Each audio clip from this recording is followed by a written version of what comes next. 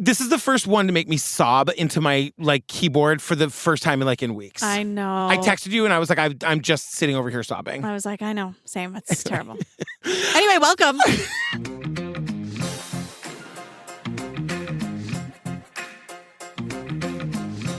Hi, Jillian Benzavali. Hi, Patrick Hines. Bam. I'd love it if you came to Obsessed Fest. Sure. October 20th to the 22nd in Dallas. All your favorite podcasters are going to be there. Everybody. We're there. Bob Ruff, Yes. Rabia, Wine and Crime, Generation Y, Maggie, Tim and Lance, Ellen and Joey, Amber, Daisy Egan. And you get a car, and you get a car, and you get a car. And everyone who's coming gets a copy of my book. It was like the best time in the world last year. I can only imagine that this year's going to be just as good. Your Taylor Swift sing-along is going to be off the chain. Yeah. I'm back to saying off the chain. I know. I just tried to roll right past it. It's obsessedfest.com. Get your tickets. Girl, what are we talking about today? So we're doing Dateline, and it was very highly requested. It's called The Last Walk. It's season 31, episode 12. Brittanee went down to Myrtle Beach. She told her mother that she was at a friend's house. This nonstop kid's cruising the boulevard. She's entering the Blue Water Resort. She is then seen leaving 15 minutes later. He left the motel not long after she did. They were certainly our prime suspects at this point. She was texting with her boyfriend. It stopped suddenly. It's like the sidewalk opened up and she was gone. Somebody knows something somewhere. Didn't you get a call from Brittanee's phone at one point? Her phone had made a beeline from Myrtle Beach down to this really rural area 50 miles south. Part of the section is called Hell Hole. Oh, we all had these fantasies about snatching girls off the street. Was she scared? Was she screaming? You just don't want your best friend to ever feel that way. We went through years with nothing. But you can't give up, because if you give up, then you're giving up on her, and she would never have given up on anybody. I want to say this. This episode, to me, I think about Brittanee Drexel maybe every single day. Yeah. And that is a true story. I think about Brittanee due to no fault of her own. She's the victim here. Of course. This story is a cautionary tale that just really resonated with me. Yeah. And I was saying to you earlier today, when Daisy is old enough to not be totally freaked out by this, when she's in her teens, we're going to sit down and watch this Dateline together. Because I was saying to you, I feel like it should be required viewing. Yeah. You know? Yeah. And then when she's old enough to have a phone, she gets my phone number as well. Yes, exactly. I just always want her to have the option, you know? I know. You're not the parents where she feels I mean, that's not the kind of parents you are where she feels she would have to hide things, but right. I want her to have the option that I'll get in a car and get her anywhere, you know? 100%. So we open on a Saturday night in 2009. Well, Keith is our host. Okay. And he's coming in hot. The night was lit like a festival. Lit like a festival, A Keith. celebration she was not a part of, he says. Okay, Keith. I know. Hype it. He really does write his own copy. He does. We get a great Keith zinger right in the end here. Well, this zinger was one of our first TikToks that we did. It's so good. So we'll get there. So it's Saturday night, 2009, end of spring break. We're in Myrtle Beach, South Carolina, and we learn about Brittanee Drexel. As far as her parents knew, she was with trusted friends at a beach on Lake Ontario, just a few miles from home in Rochester, New York. Both parents had already nixed the Myrtle Beach idea. She was too young, they said. She had lied to her parents. Her parents don't know she's there. Right. So she was supposed to be close to home, Yeah. which is Rochester, New York, right? And the first thing I was just oh no, they lied and broke down Palace too. Remember that movie Broke Down Palace? Of course. I just could never get away with this. I just don't know how that works. But she wanted to do something else. She wanted to go to a real spring break. Right. As a 17-year-old kid. You know, who can blame her? And this is the thing where I just this is what scares me so much, because we meet her dad. Yeah. Her dad is great. It seems like her parents are excellent. Yeah. You know, they're parents with rules. Brittanee was a wonderful person. Yeah. But sometimes kids lie to their parents. I lied to my parents. I'm sure you lied to your parents. Course. I'm just saying, don't lie to your parents. Please, I'm begging you. People need to know where you are. You know what I mean? It's so scary to me. Yeah. So here's what happened. So we're here with Tara, Yes. who's Brittanee's best friend. And Tara didn't go. Brittanee was 17 years old, and the people she went with were older than her. It was older girls going with their boyfriends. Yeah. And Brittanee asked her mom, can I go with these older kids, these couples? And her parents were absolutely not. She asked her mom. Her mom says no, so she goes to her dad, and the dad is is like double no. Right. Absolutely not. The dad's like, also your grades suck, and I brought you to school late 3 times last week. Brittany, get it together. Right, please. So she told them that she was going to go to Lake Ontario, but she went to South Carolina instead. Lake Ontario sounds far, but it's like one of the Great Lakes near where she lives. Yeah, great. It sounds like a really far away place. So Brittany, it does, but it doesn't. It sounds like you have to take a plane from Rochester to get there. You don't. You don't. You just get in the car. It's right down the road. Sure. You know what I mean? Great. Brittany has a boyfriend named John. He didn't go down to spring break with her, but she was pretty much live texting him what she was doing. And so the two closest people in her life do know where she is. Her best friend Tara and her boyfriend John. Right. And so the thing that she is live texting John, which I would be doing the same thing if I were in her position. Yeah. Once she's down there, she realizes this is no fun at all. So Brittany loved it. At first, she was feeling excluded by those older kids. 3 days that way. And then it was Saturday, April 25th.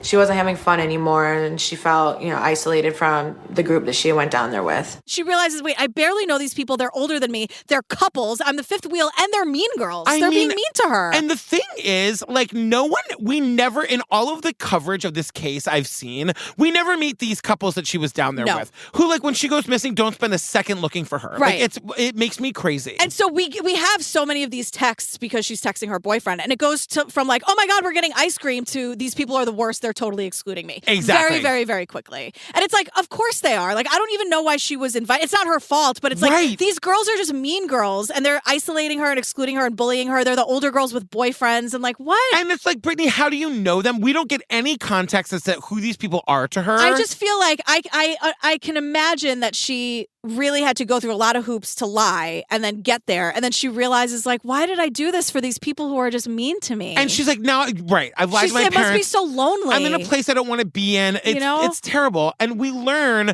that the night that she goes missing, that afternoon, she ran into some friends from home on the beach. Right. Specifically, this guy, Peter Brasowitz, I think is how you say his name. Sure. He's 20 years old. 20 years old. He's staying at a hotel called the Blue Water down the street or whatever. She's on this main thoroughfare. Yes. So it's a lot of hotels, a lot of bars, a lot of restaurants. It's like the main street where it's constantly crowded. It's where everybody is. So that night, it's Saturday, April 25th. So that night, Brittany left her hotel, the Bar Harbor, and walked along the boulevard to Peter's Hotel, the Blue Water Resort, about a mile away. But once she got there... One of the girls that she had gone down there with asked for her shorts back that Brittany had borrowed, and Britt was like, I have to go walk back now to my hotel and give her back these shorts. One of the jerks that she was with demands that Brittany walk all the way back to bring her her going out shorts. Somebody explain this to me, because I've had a lot of friends in my life. I have never once shared shorts with them. It could be that maybe I require a larger size than most of my friends. I think on vacation, you're young. It's where's my going out top? Where's my going out shorts? And Brittany had borrowed these shorts. And so she walks all the way to Peter's hotel, and she's there for a few minutes when Regina George is demanding her fucking going out shorts back and is making Brittany walk all the way back. I'm also Regina George, is there not an Old Navy on the Strip? You're going to make this You brought one pair of going out shorts? I know.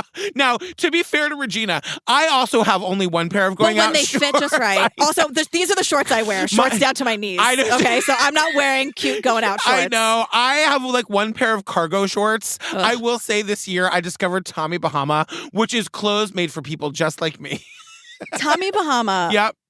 I have no problem with it. Yep. Because I feel like you're on vacation. Sure. It's vacation wear. But you can tell, I was recently on vacation in December. Lots of Tommy Bahama. I am decked out in Tommy Bahama head to toe right now. But it's not a patterned shirt. This isn't a patterned shirt, but my shorts with the elastic waistband, girl. Are you comfortable? Do you feel great? I'm so comfortable. Phenomenal. That's all I care about. Do I have a beach body? Yes, you do, because you have a body. Don't make me say it again. Or I'll say it as many times as you need to. I know. Fuck all these people. So Brittany walks back along the main boulevard. She's texting John again. And this is when Brittany says, John's like, girl, go out. It's your last night there. You did the lie. Go out. Have fun. And she's like, I'm going to stay in and pack. Yeah, she's like, I hate everything. I'm just going to stay in. I'm going to pack my shit, go to sleep early. She said, I'm going to stay in, pack, go to sleep early. I said, sounds like Steve Tipton's kind of night. Right? This is a funny, how sometimes we say the narrators just want to have some dignity. They don't want to, or hosts here. So John said, she's like, I'm just going to pack my shit and can go to sleep early. And John, the boyfriend, his text is, why, baby? Sad face. Keith chooses to just read this as, why? I know. He doesn't add the baby or the sad face, but we see it on screen. I know. So Brittanee doesn't answer, and an hour goes by. Still no reply. Back in Rochester, Tara's phone rang. It was John. And he was very, very panicky. I was trying to calm him down. I was like, listen, John, I was like, it's Britt. I mean, did you make her mad? Is she ignoring you? And he's like, no, I don't think so. Like, we were having a fine conversation, and now she's not answering my calls, nothing. I love that Tara's response is, you know, Brittanee. What'd you make her mad? What'd you say? John, what'd you say? Meanwhile, I don't know John, but John seems like a really good kid. Raise your kids to be like John. And I know that, like, you're not supposed to tattle on your girlfriend, but, like, I feel like I would have been like, don't go to Myrtle Beach or I'm telling your parents. Right, like, you John know that I isn't would have there. done that. Yes. That's why. Of course you would have. I am that. Don't murder somebody because I will tell on you. Well, that is a good thing. You know what I mean? But I love that we met when we met in our lives because I would have been such a snitch. I would have been a snitch who got a such stitch. A little rat. Totally. You would have ratted me out. Left, right, and center, as they say. I was a good kid. I didn't drink until after college. I blame my friend Mike Jensen on my functional alcoholism. Hello, Mike Jensen. I love Mike. Mike is the best. Like I haven't said right to his face. Mike is the best. So Tara calls to check in on Brittanee. The phone rings and rings and rings. It goes to voicemail. Yeah. And maybe she lost her phone. Like, no one is going to the worst, darkest parts of their mind right Only now. because I'm not on that call. Right. Like this, I'm sorry, but like I think boyfriend John knows, and no one's listening to him. Right. Because like live texting to radio fucking silence, absolutely not. I mean, unless like she dropped her phone and it got run over by a car, at which point she would know everybody in her life would be panicking. Right. So she'd be on a payphone or something. But don't they still have landlines in hotels now? You would think. I think, don't they? I don't know. So, but John is like you. John calls Brittanee's mom right away. I would have called the day before she left. No, you're not leaving. You're I'm not so leaving. sorry. You're such a little snitch. Well, come on. I know. This is the prime example of why you should do something like that. Yeah, because I would also, I'm just putting myself there, like I would have a pit in my stomach the whole time. You would not have any fun. It wouldn't be, I know. That's just me. And again, the only person really at fault here is the fucking killer. And mean girls were being mean to her. Like, right. I'm just saying, like, that it's a hard thing to pull off. Of course, is all I'm trying to say. 100%. So now the parents know, but the parents know that one, she's not where she said she'd be, and two, now she's missing. I just cannot imagine that. I can't imagine it either, but you know what? The family comes up with a plan immediately. So the mom and the dad are divorced, by the way. They don't live together. And Brittanee's got 2 younger siblings. Now, amid rising anxiety, the family devised a plan. Chad would stay home with Brittanee's little sister and brother, while her friends, including John and Tara, and her mom and grandparents made the 14-hour drive to Myrtle Beach to find her. Didn't pack a bag, didn't pack a toothbrush. I had like a hoodie and sweatpants on, and I was like, let's go get Britt. Tara's like, I didn't even pack a bag. It was a hoodie and sweatpants, and let's fucking go. Yeah, fuck those going out shorts. I know. Regina Oh my George. God, I know. So they go right to the cops, who right on cue assume that she's, quote, extending her vacation. Now, I am certainly not defending the cops here, but somebody points out to us that the cops know now that Brittanee lied to her parents, and that's how she's down. You should be, you should be looking for her, right? I'm not defending the cops. I'm just saying that, like, that's what they're saying. Well, she ran away, like, she lied to you before. What makes you think she's telling you the truth now? Right, but then you have boyfriend John and best friend Tara saying, no, she was live texting and then she wasn't. This is a big deal. She would never extend her vacation. Like, she and John clearly were in love with each other as much as 17-year-olds can be. I mean, if they were live texting and he's supporting her, go have fun. Like, no, a million they're not percent. extending. But this is just another reason why I'm saying, please don't lie to your parents. You know what I mean? Just like be what you say you're going to be. And I'm just saying that as a dad, I am not blaming Brittanee. I'm just empathizing with the parents here. That's all. Yeah. I'm just empathizing with the parents. So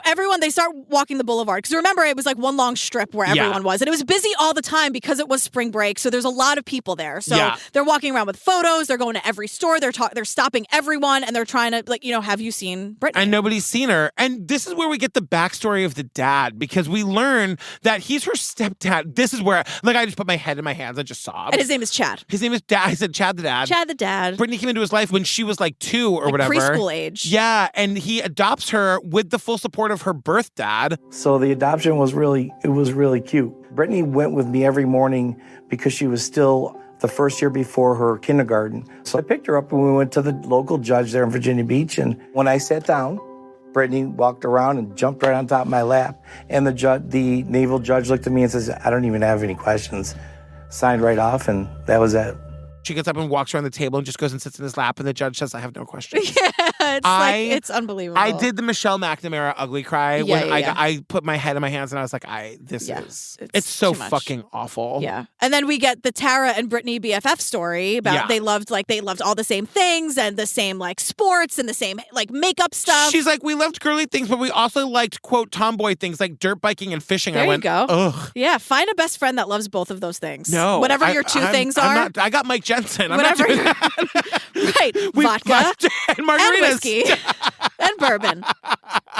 Country and Western. That's a Blues Brothers joke, everybody. So Brittanee loved her family, especially her younger siblings. And that's really important. That doesn't always happen. Right. You know what I mean? Yeah. But like, they loved her. She loved them. The little brother, when she goes missing, he's like 5 or something. He's here as a now. grown-up now. And it's fucking miserable. So we meet Tracy. She's a detective down in Myrtle Beach. And she questioned those friends, the mean girls that Brittanee went down there with. Yeah. But Keith, like, just to paraphrase Keith, he's like, mean girls? Yes. Did they disappear her? No. No, but they were mean girls. But also, did they fucking drop what they were doing that night and go searching for her? They're They nowhere to also be found. didn't do that either. It's so crazy to me. Because she was annoying them. I know. Like I don't know how she was invited or how she got down there, but they realized that once they just wanted to like be with their boyfriends. Right. And they were mean and excluding her, and they were like happy that she wasn't around that night. I can think of 5 people off the top of my head that I can't fucking stand the sight of. If they went missing, I'd be out there looking for them. Of course. You know what I mean? Yeah. Maybe the cops didn't talk to them that night, but like when you get back to the hotel room and Brittany's not there and she's 17 and you are the ones who invited her, how does that not become the rest of your trip and the rest of your fucking life? Right, because it took the family 14 hours to drive down there. Yeah. So that means you were in that motel room or whatever for 14 hours, Regina George. Not even noticing or giving a shit that Brittany's gone. Exactly. So we learn about the night that she went missing. A camera captures her walking southbound towards the Blue Water Resort, and that's at 8:15 p.m. on the night she went missing. A ghostly image, hard to make out, but here she was. This was Brittanee walking along South Ocean Boulevard. Her next stop was the Boys Hotel. They show us the footage, and I'm like, how on earth do you know that's her? Yeah. Like, it's so grainy. You literally cannot tell. It could have been me. Right. It wasn't. Except for that, I wasn't wearing my going out. I was going to say, my going out cargo shorts.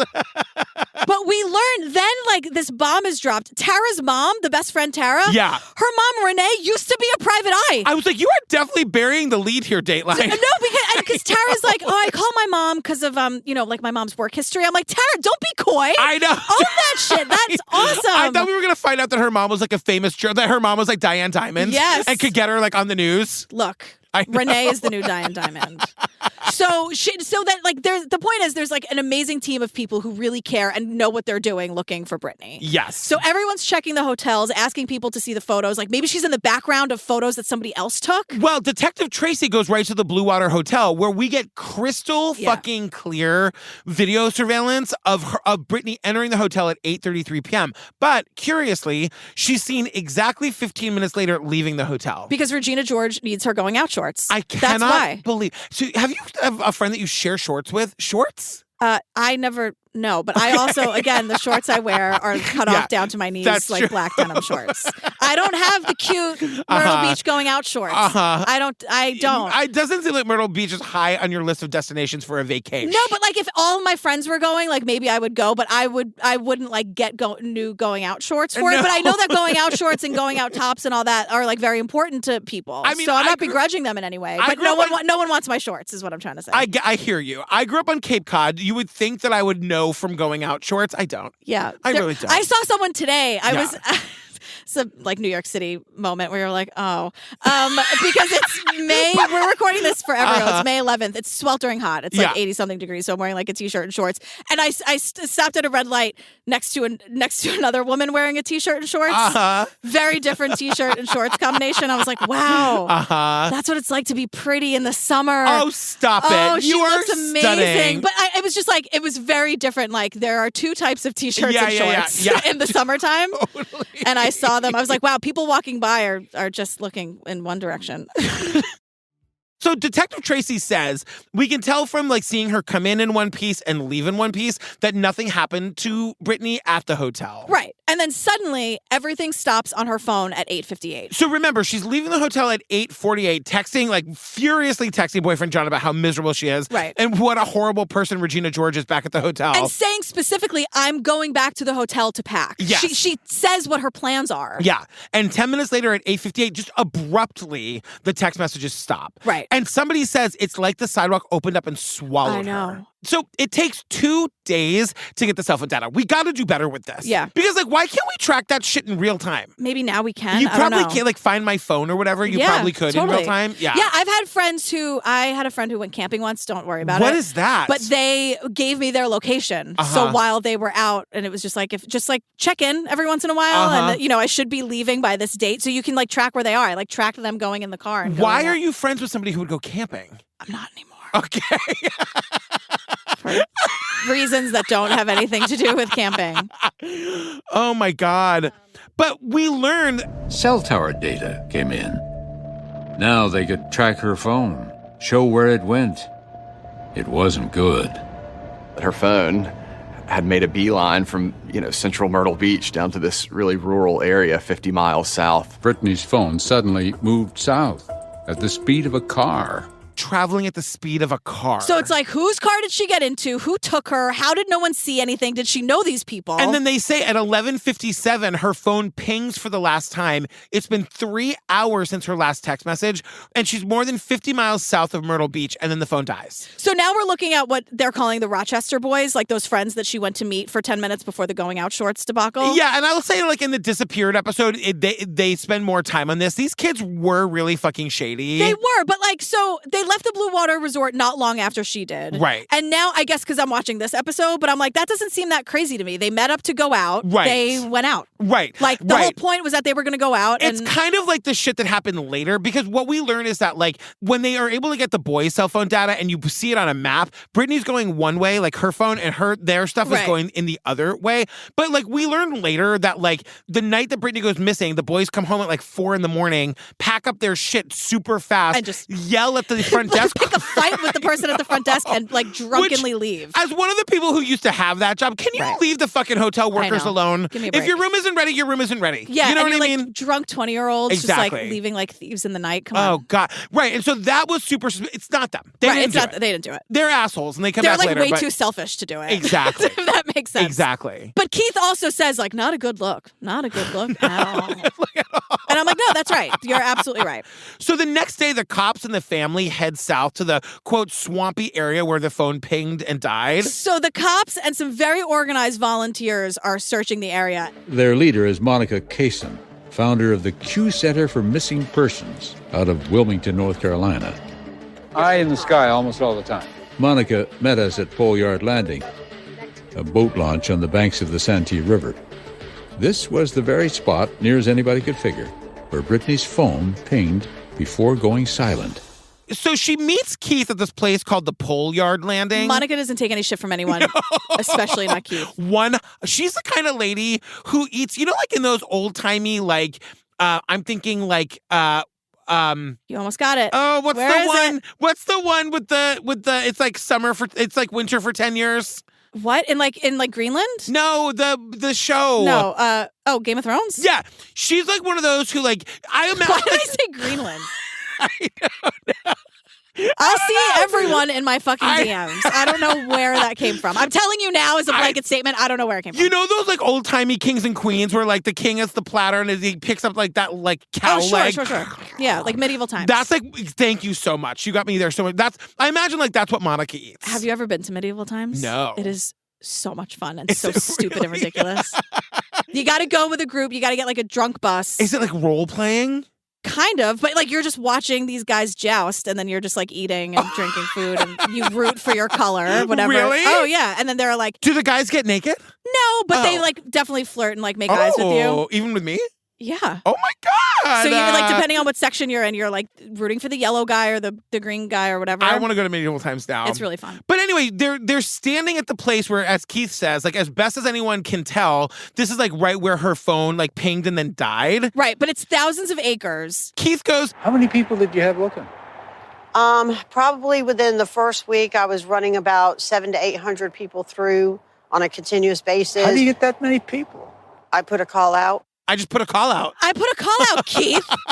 I'm Monica, you idiot, is the tone that I picked up from Monica. Monica does not fuck around. But then they have dogs and horses and officers on horses with sharpshooters and big guns, to which Keith goes, oh, Lord. The thing, we got to talk about this. Oh, Lord, indeed. It's so bad. What is happening is that the fucking wildlife in these woods are so fucking dangerous. Any one of them could lose a life. Monica, she tells us straight up, I was not about to lose a dog. No, so there are gators, there are hogs. We learned that the hogs are mad and they will come and charge you and go and eat you and or your dog. That's true. The mad hogs. It's so. Did we learn also the flies are also mad? That one They're of the eating people alive. They say that these searchers are coming out of the woods covered in blood from the fly bites. Lord. Good Lord, indeed. Flies. Good Lord, indeed.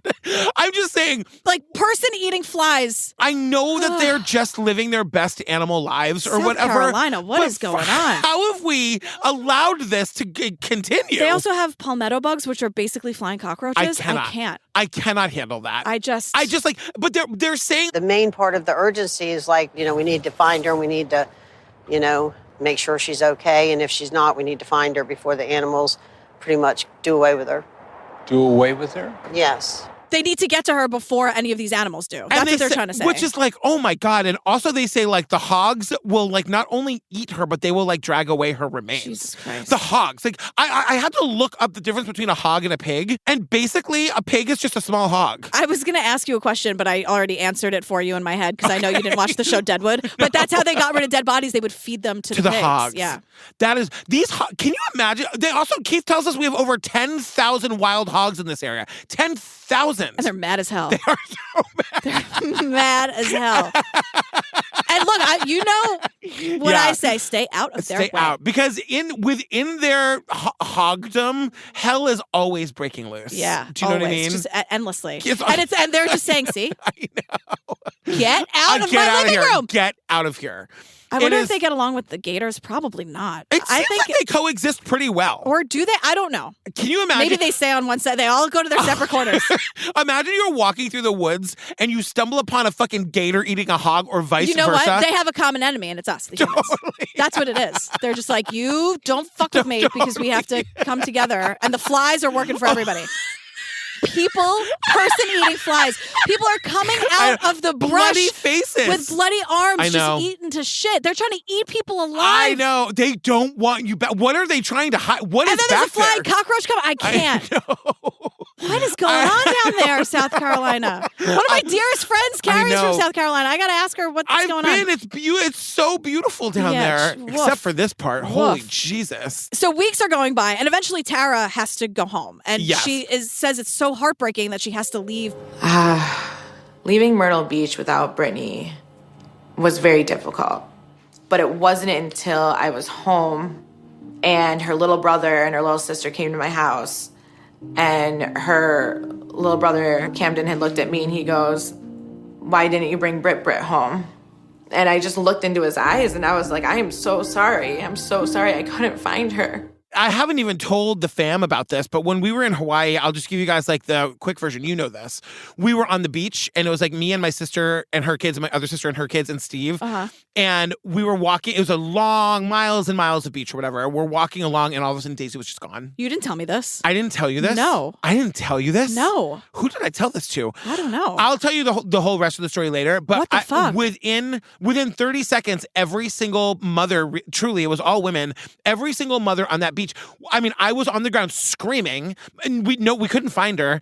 And the mothers came over to me and the only things they said were, how old is she and what is she wearing? I'm going to lose it again. Oh my God, of course. And then it took too long. Like it was like another probably 2 minutes before we found her. Where was she? Basically, she had just wandered even farther. We had all turned to go to the parking lot and she just kept going. She just kept going. But like it was, anyway, my point is when we're like 45 seconds in, if you don't know how long that is, turn this off and count to 45. Yeah. That's how long it was. Or put anything in the microwave for a minute and you'll see how long that is. But that's how long I thought I would never see my daughter again. Of course. I mean, that's a really, really long, because a lot of times on the playground, it's like 4 seconds and they're like, right there. Oh, there she is. Yeah. 45 seconds at least. That's too long. I was like, I live here now. Mm-hmm. I will never, ever, ever leave. Everything changes from that moment on. Whatever house I see first, I'm buying. Yeah. So like for Who Tara, found her? Was it you? Was it someone else? it was my nephew, Griffin. Okay. But like and all the moms at one point, I had my hand over my heart. One of the mothers was like, sit down. Yeah. Like sit down. You have your hand over your heart. Yeah. That's like terrifying, but also super beautiful. It gives me some hope and humanity that everyone the just moms came. sprang into. I mean, it was incredible. Women doing work or something awesome. Were they just fucking solving problems left and right? Amazing. But for Tara to like have to like leave and go home, I can't imagine. Yeah. I can't imagine. Weeks go by, and now Britney's story is going viral, and barf, now we're on Dr. Phil. Holy Jesus, we're on Dr. Phil. And just when you think Dr. Phil can't get any worse. Like, here's one of the many reasons I dislike Dr. Phil, because this is not helpful and like Jerry Springer style, because Britney's parents are on, and they're yelling at Peter from Rochester. So remember, he's the one that she went to see before the mean girl called and said, I need my going out shorts back. And they're trying to say, and I'm not begrudging the parents, they're saying like, if you're a gentleman, why wouldn't you walk my daughter to her hotel or drive her there, knowing it was dark out that night? And maybe his answers were a little tone deaf. I'm on spring break. I'm not there to babysit anybody. So maybe just guilty of insensitivity. Peter says, look, it's my spring break. Like, it's not my responsibility to look after your daughter. Exactly. And it's almost like, did you tell him to be a dick? Yeah. Why are we watching this? This is not helpful. All I could think of, like, at the time he was on Dr. Phil, there was no answers. And I just wonder, was he still being looked at? You know, like, I don't know. Was his attorney like, deny? And whoever lets people go and do things like that, it's just shocking. And he's wearing a really doofy shirt. Oh my God. He looks like a doof and a half. I know. McDoof face, doof burger, supersized. Just so bad. We also learned that like 6 months after she vanished, like the dad's been calling her phone every 5 minutes, as I would be. And then one night in the middle of the night, her phone calls him back. Oh my God. Can you imagine that heart-sinking moment? No. And then of course, like Britney's number's been reassigned and the dad didn't know, so he's still calling the number. And some guy calls and is like, why are you calling this number? It's fucking awful. Like, I can't even imagine. Yeah. There's video of Britney from the night like before she disappeared. Yeah, so she disappeared on the Saturday. So this is from the Friday night. And this video comes to life a year later in spring 2010 when basically, because this story's gone viral, this kid comes forward and he's like, oh, wait a second. Yeah. I hung out with her a little bit like the night before. And I was like, this story can only go poorly. And it doesn't. And but it doesn't. For a second, I was like, this is our guy. No question, it's our guy. The story is... She had been walking down and being harassed because she's a young, attractive girl, and she asked if he'd walk with her, and ultimately went to, I guess, his motel room, and they talked for a while. And there's video of Britney in his motel room on her phone, and she looks fine, and she's smiling, and then they cut to commercial, and I'm like, oh, God. I mean, she's probably texting her boyfriend or Tara or whatever. Like, nothing happened between the two of them. And we don't know, like, maybe it's the same hotel? I know. Like, it might have been her hotel anyway. Right. I don't know. We don't know, but, like, it's spooky. It's spooky to see that video a year later. And now, just out of the clear blue sky, we learn about this absolute piece of shit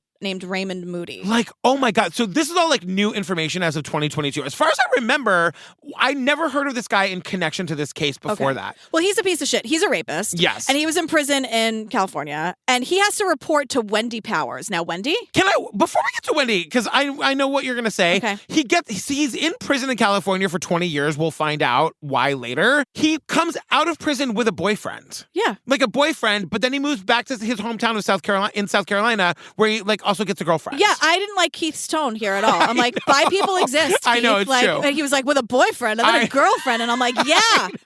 What of it, Keith? It's 2022, I Keith. know. We're still doing this? This episode came out in December of 2022. Frankly, according to Matthew Perry's biography, you could have been nicer to him, Keith. Just while we're here. I didn't read that biography because he talked shit about Keanu Reeves. I know. And so I'm not going to go anywhere near That Keanu Reeves that. shade is just awful. And I think he's taking it out for the second printing. The damage is fucking done. And also not really, because Keanu Reeves gets to be Keanu every day. I know. And we get to enjoy Keanu Reeves. I couldn't agree more. Why are you talking shit about Keanu Reeves for I know. For no reason whatsoever? I know. I absolutely agree with you. So in South Carolina, this guy, Raymond Moody, reports to Wendy. Tell us about Wendy. Wendy sucks. He was the nicest guy you could talk to. Well-mannered. I mean, always on time. Even so, he was a convicted predator. He was so nice. He was remorseful. And I'm like, I know. he's a convicted rapist. And when you find out what he did and to whom. It is so vile. This human being is he's evil. But Keith is like, cool story, Wendy. He's still a convicted sex offender. Like, what are you talking about? Yeah, and I will say Wendy does the right thing here because she's his parole officer. And when she hears about the Brittanee Drexel case, she's like, let me just look up where Raymond was at the time she went missing. Just in case. Just in case. And it turns out he lived like 3 miles from where her cell phone last pinged. Right. So she takes that to the actual detective. She takes it to SLED, which everyone knows because of the Murdaugh case now. Oh, the is that South Carolina right. Law Enforcement Division. Like, everyone knows SLED now. But the cops look into this Moody piece of shit, but not actually Moody like sometimes we get if we don't eat. Right. And we get hungry and we're a little moody. Like, that his last name is Moody. Sorry, well everyone. done there. And he admits in his file that he'll never stop being a predator. But hey, Wendy, tell me again how nice he was. I know. His job is to, like, as far as he's concerned, impress the parole officer. Of course he's going to be nice to you, Wendy. Yeah. God. So he's got the boyfriend, and then we also learn about his girlfriend, Angel Voss. Yeah. And I guess one night, Angel has had a couple. Angel drunk dials the ex-boyfriend. Totally. Her boyfriend's ex-boyfriend. Her boyfriend's ex-boyfriend. Yeah. And which is like, again. Yeah. It makes me think of Aubrey Plaza's April in Parks and Rec, where she's like, my boyfriend. This my boyfriend, this is his boyfriend. And then she explains how he likes him, he likes her, she hates it. Like the whole hierarchy. And Leslie Knope is like, okay. Leslie. Hey. This is my boyfriend, Derek. This is Derek's boyfriend, Ben. Hey. Oh. Wait, sorry, what's the situation? What do you mean? How does this work? Derek is gay, but he's straight for me, but he's gay for Ben, and Ben's really gay for Derek. And I hate Ben. It's not that complicated. No. I'm like, why did Parks and Rec 15 years ago handle bisexual people better than Keith Morrison in 2022? And I'm not like, I shouldn't even assign that he's bi. And also, I hate this guy. Right. Can we have a bisexual that's not John Wayne Gacy or not this piece of shit? For God's sake. 100%. Do I have to do all of it? Hey, look, the gays have got Jeffrey Dahmer. My God. It's all bad. So anyway, she calls the boyfriend to be like, I'm just really sad about all like the murder I know that my boyfriend Raymond has done. Right. So the cops haul her ass down to the station. I guess the boyfriend does like the right thing and calls the cops. I guess don't know. so. Yeah. And so here's what Angel tells the cops about Ray, the dirtbag. He's not a drinker. He don't do any kind of drugs. He don't smoke cigarettes. He don't do any of that. She also talked about his creepier impulses. Oh, he always has these fantasies about snatching girls off the street and raping them and then taking them somewhere and dumping them. He did, however, have fantasies of, quote, snatching girls off the street and raping them and taking them somewhere and dumping them. I mean... Angel, Jesus Christ. But then when they ask her specifically about Brittanee Drexel, she's like, do I remember him raping and killing her? I do not. He's like, no, but although sometimes I wake up and he's gone. And he would say her name all the time. Right. He does live in a creepy tent in the swamp. The swamp where she died. Yeah. So I don't know if that anything? Right. Maybe. Because she does not want to help them. She like loves this Raymond guy. I guess. And does not want to help the cops. We'll get back to her. She is garbage. Because the cops leave her alone for a second. And again, this is all being filmed like from the camera above, right? I mean, they leave her. What is wrong with these people who are being hauled in for killing or knowing about the murdering? Right. The cops leave them alone for 2 seconds and they just start confessing to everything out loud. Like, she breaks down. God forgive me for being with this crazy man. What if he does it again? Please don't let him get caught. And I'm like, Kill Angel. them all, of course. Like, thanks. Yeah. Great, I Angel. know. Thanks for your help, you fucking idiot. So the investigators put a tracking device on his car. I guess you can just do that in South Carolina. And they track him for weeks. They say that he is a convicted rapist. Totally. Listen, I'm not mad that they're doing it. Yeah. So they track him for weeks and he goes to like two places, like to all of the various work sites and also to a cemetery. We'll get back to that later. Then they get a warrant for his house where he was living when Brittanee went missing. They search. They don't really find anything. Right. But the news is all over it, right? Like this story is going super viral. The coverage makes its way to Vallejo, California, and this is where we meet Carrie Harding. And we're going to go through this really fast because this is where I almost turned it off and was like, nope, this is going to be one of those times I'm going to call Jillian and say, I can't do it. In 1983, Carrie was 8 and she was like by herself going to like meet a friend at the school playground. And she saw a young man, early 20s, standing by his car. And he unlocked the passenger door to his car. Just as I passed, he snatched me from behind and put me in the car. He drove a few miles away to an undeveloped housing tract where he raped and sodomized her. He takes her to another location and rapes her and sodomizes her, and she thinks she's going to die, and she escapes by the skin of her fucking teeth. Yeah. So Carrie escapes. She runs away screaming. So, like, Carrie, at 8 years old, is scared. She's just scared to pieces. She is found on the sidewalk after this attack by people who like take her to the hospital where she's bleeding from everywhere. And the mom is like, what happened? Carrie doesn't want to tell her. Of course not. Finally, of course, my God, I mean, just like if something like this happened to Daisy, getting it out of her, what happened, like she's just the kind of kid that like doesn't, it would be really fucking hard to get it out of her, you know? Yeah. And we have a very, very open relationship. We talk about everything, but like, oh my God, I can't even imagine. And then for weeks and months, she can't remember anything about this guy. Then she remembers she's got a bumper sticker on the back of on his car, which leads them to realize he's a Marine working at the local naval base. They bring her down, show her a book of mugshots. She sees his mugshot and once again doesn't want to identify him. Yeah. And then does, because the mom is like, I can tell that there's something going on here. And it was the very last photo on the binder. Yeah, these kids are just so vulnerable. Yeah. And they say like when she identifies him, they've already arrested him for multiple counts of doing the same thing to other young girls and women. Yeah, exactly. So he was sentenced to 40 years and he served just over 20. Which once again, I know that 20 years in prison is a long time. How is it not for, I just will never understand. Especially when this guy, one of those people who's just saying, I'm going to keep doing this if you want to let me out. Like, that's great. If like the sentence could have been 40, whatever. Right. So the local police think that Raymond Moody, this piece of shit, is connected to Brittanee Drexel. They think, all right, it's got to be him. Yeah. He's got to be the killer here.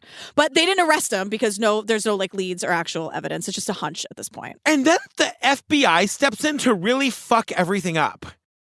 It's 2016. And the FBI decides that they're going to do a press conference just announcing that Brittanee Drexel is dead. And I'm like, did anyone talk to her parents yet? Or the local authorities who've been so the FBI and the cops have been investigating this case like on a parallel, and the FBI never let the local authorities know they were looking into this. This whole thing is very convoluted, and it's not what happened. So we can go through this kind of fast. And they did let the dad know they were going to do this like the day before. But basically, they bring the dad in, the FBI, and they tell him, this is what happened to your daughter. And it comes from a jailhouse informant. From a jailhouse informant, they say he had seen Brittanee at this stash house in McClellanville a few days after she disappeared. He said she was being sexually assaulted by a group of men, and when she tried to run away, the informant said, they shot her, killed her, took her body away. Other witnesses told the FBI they heard Brittanee's body was thrown into an alligator pit. Took her body away and threw it in an alligator pit. Right. Now, I have a million questions, not the least of which is, what the fuck is an alligator pit? Pit of alligators. Like, is that like a thing that somebody digs out and puts alligators in? Yeah, I mean, usually it's called like a swamp, I would think.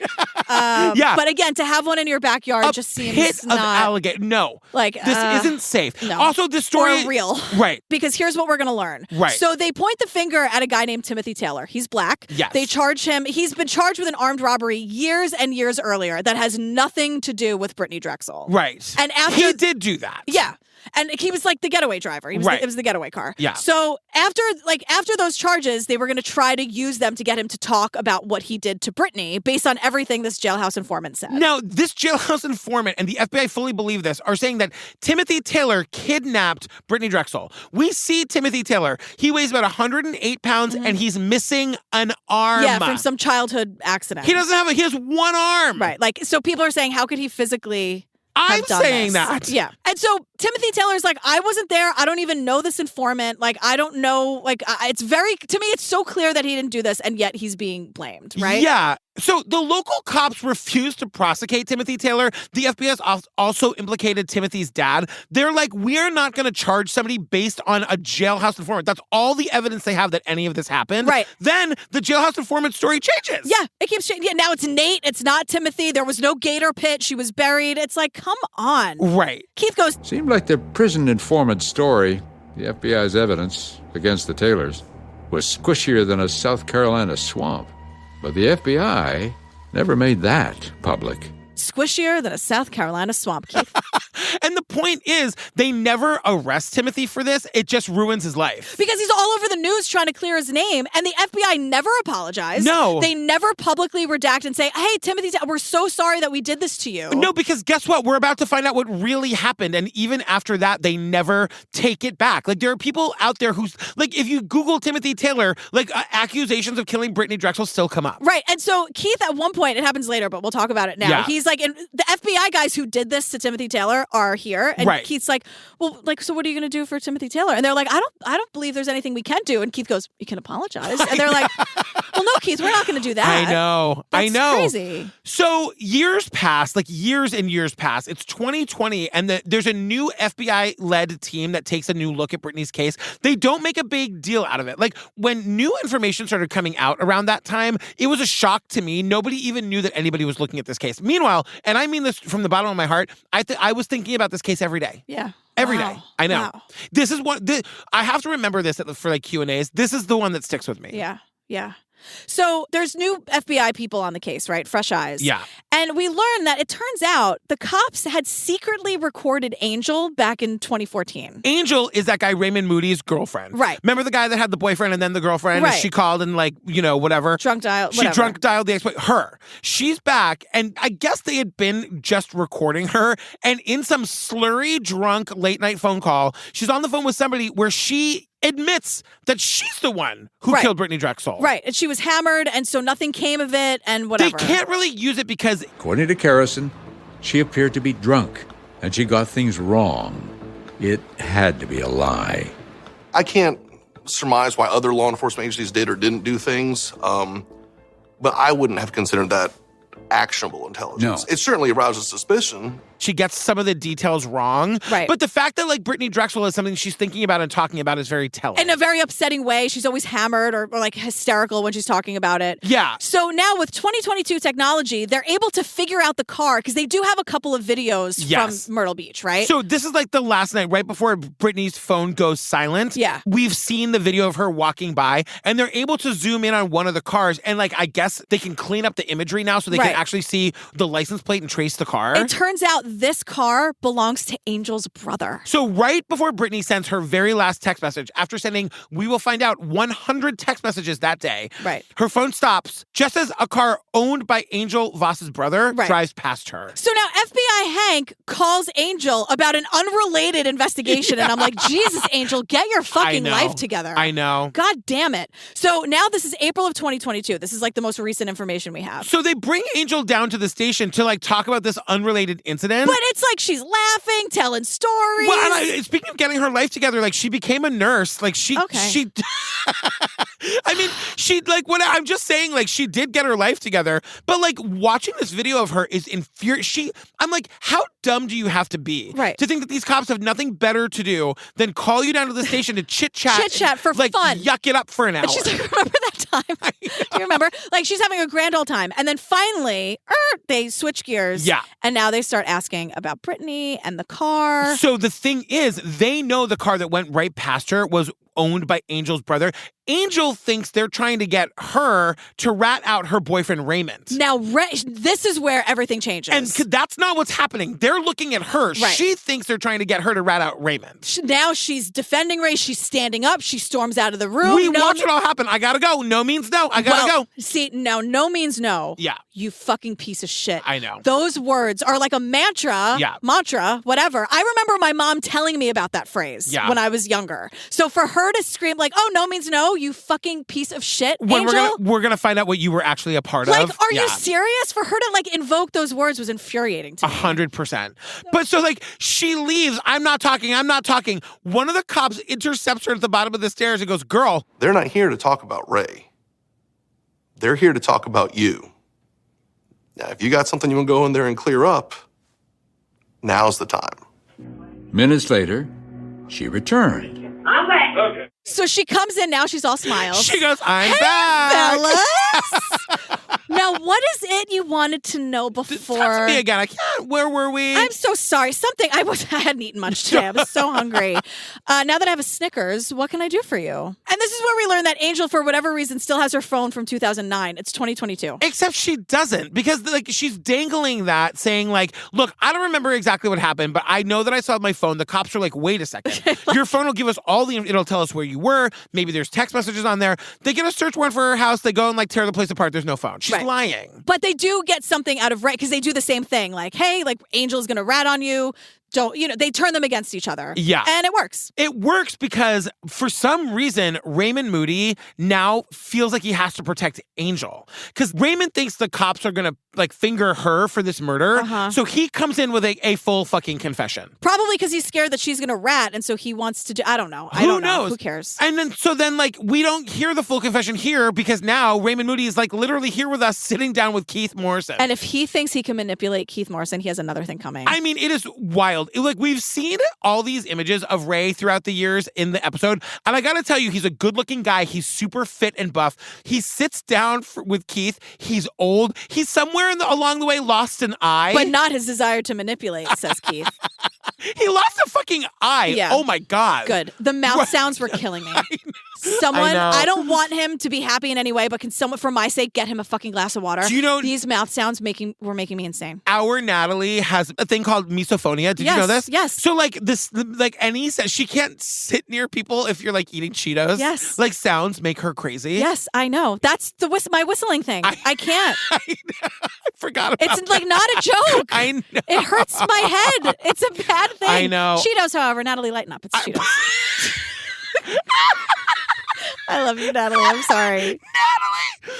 It's just that I'm hungry. I'm sorry. So Keith is saying we see this piece of shit Raymond sit down, and Keith is like, illness had aged him, cost him an eye, but as was soon clear, not the desire to manipulate, as he presented the version of Ray Moody he wanted me to believe was real.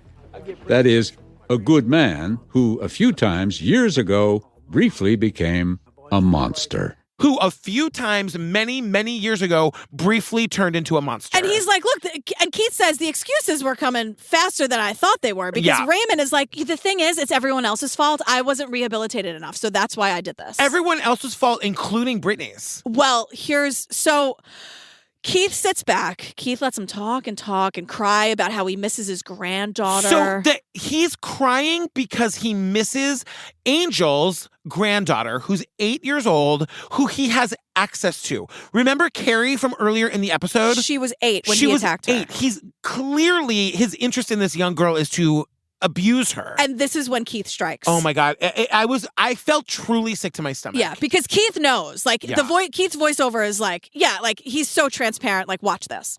In Chicago, watch this. So Keith goes, oh, she's 8. That's interesting because that's the same age as Carrie. Do you remember Carrie? And now this piece of shit is not expecting Keith to know about Carrie, to bring up Carrie, to make that connection. So he really hurled it at him. I was like, oh my God, that's amazing. So now Ray changes his tactics. Ray now decides to talk about Britney, and he has the fucking nerve to tell us and Keith that Britney was totally into it at first. I mean, he said, it's so crazy. He also doesn't expect us to know via Keith what we know about Britney and Britney's night. Right. So remember, Britney had walked a mile to see her friend, turned right around. She's so annoyed, texting with her boyfriend, I'm having a miserable time. All I want to do is go home and pack and get the fuck out of here. Right. And Raymond is saying, I pull over and hollered to her, and she walked willingly over to the van, and then was looking, checking everything out. She wanted to party, she wanted to smoke weed, and Keith's like, just quick, I'm going to interject here. She hated weed, and everyone knew that about her. Everybody knew that about her. So, the story it's such a lot. And then when Raymond, he describes inviting her to get into the van, and then she does. He goes, why did she do that? I mean, never get into a van with a stranger. And Keith eggs him on because Keith's like, well, yeah, of course. 2 middle-aged people like yourself, she thought she was safe. Yeah. He is dragging this out of him. It's pretty masterful how Keith does this. Yeah. Knowing full well, Keith wants to throw up and punch this guy, but he's totally, and he's he's sitting in that Keith pose with his leg half crossed, and he's like, oh, how interesting. So Keith also says the voiceover is another lie, of course. He knows what's going on.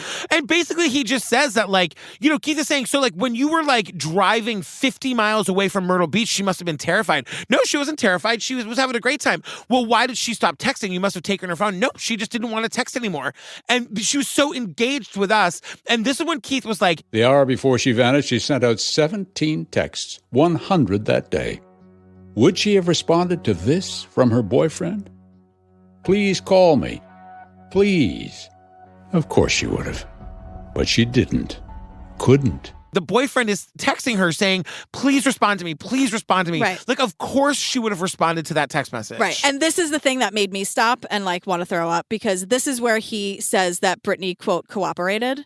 And he says to Keith, he's like, Keith, you'd be surprised. Like, raping people, it's not like the movies. Oh my like, God. Oh they my eventually God. just cooperate out of fear. Yeah. And I was like, even just hearing that I know. now. I know.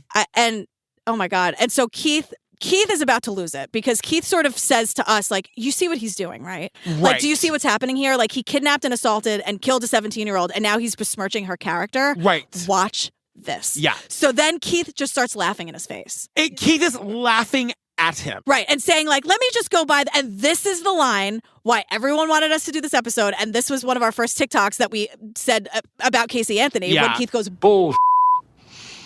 That's not how it happened. You don't know think it. so? Bullshit. That's not how it happened, and you know it. Right. Because Keith has all of these years of investigation and all of like the work that Keith has done in Dateline. So I'm sure they've had other episodes about this, and this is like their update one. Right. So Keith just let this guy dig a hole, the biggest fucking hole ever, and then just like slaps him in the face with the truth. And like the guy doesn't see it coming from a mile away, and then he can't look Keith in the eye. No. He's sipping his little soda. Yeah. He's like, and you can see him like sort of scrunching into himself. Like, this is a good gotcha moment. This Exactly. is a real gotcha, not someone asking Sarah Palin what newspaper she reads. Exactly. This is a real fucking gotcha. You know what I mean? Although, Katie, that was a good one. The New York Times. It was so, exactly. Just anything. one thing. The local Alaska Tribune. The Bugle. Who cares? The Alaska Bugle. The fucking Bugle. But so the cops, when he gives this confession to them, they say, we are only going to accept this confession if you can take us to the body. Right, of course. And so he does. The body is buried 10 miles from the campsite in the woods where her phone last pinged, where Keith was standing on the dock with that lady Monica who doesn't take anybody's fucking shit. Yeah. He takes the cops to the body, and it was buried, they say, on the property of unsuspecting homeowners. Remember how they put a tracking device on his car, and they're like, why is he always going to this cemetery? It's within walking distance of where he buried Brittanee Drexel. Yeah. Because he's a fucking creep. And then, like, Brittanee's dad is brought in to, like, see the site where Brittanee was. And the owner of the property says to him, The owner of the land, the wife, came right up to me and said, can I ask you a question? Would you mind if I planted a tree here for your daughter? And I lost. I said, absolutely.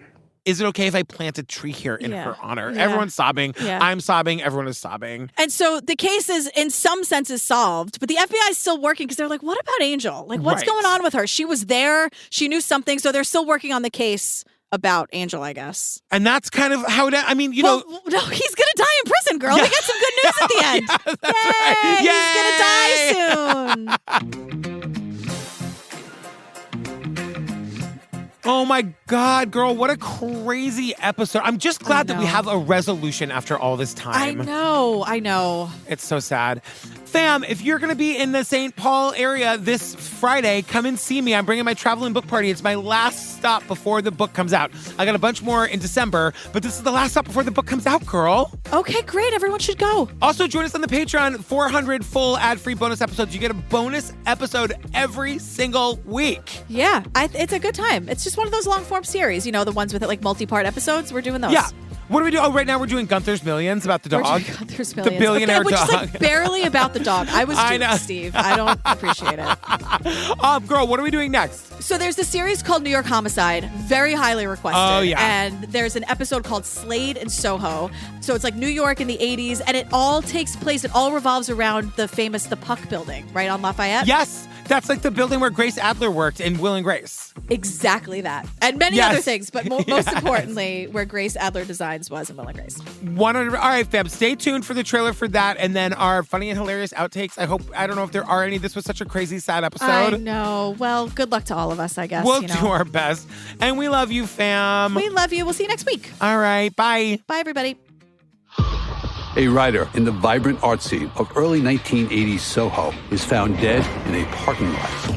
She was last seen en route to meet her husband. He said he was supposed to meet his wife at the Puck building at around 5 o'clock, and he went there, and from what I understand, they must have missed each other. This is 1980s New York. Not really a time you want to be caught out after dark alone. Detectives question if her husband could have been involved. they're zoning in on him and they're saying, who is this guy, Richard? Can we really believe his story right now? Ironically, it's her missing wedding ring that provides a major clue. Whoever stole this ring, maybe they tried to get money for it. If we found that ring, we'd probably find who was responsible for this. This guy's getting out of town. There's something wrong here.